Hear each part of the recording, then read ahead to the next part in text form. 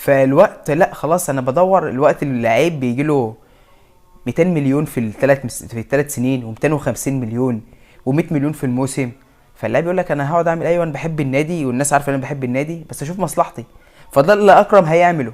وانت ما انت اللي غلطان، انت اللي ما فتحتش معاه التجديد بتاعه من بدري، انت اللي غلطان. فاداره النادي الاهلي، انا مش هقدر اقول لك اللي هي اداره فاشله، اداره ناجحه في حاجات وفاشله في حاجات.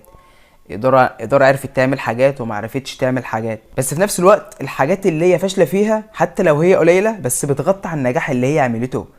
انت الوقت انت نجحت في واحد واثنين وثلاثه، بس غلطت في اهم حاجه. في اهم حاجه ديت هتشيل الواحد والاثنين والثلاثه والاربعه من النجاحات اللي انت عملتهم. انت ملف صفقات النادي الاهلي ده اهم ملف صفقات. انت المفروض انت راح انت بتعتمد على الكيف مش الكم. صح كده ولا لا؟ لا، انت بتجيب بالكم وما بتعتمدش الكيف.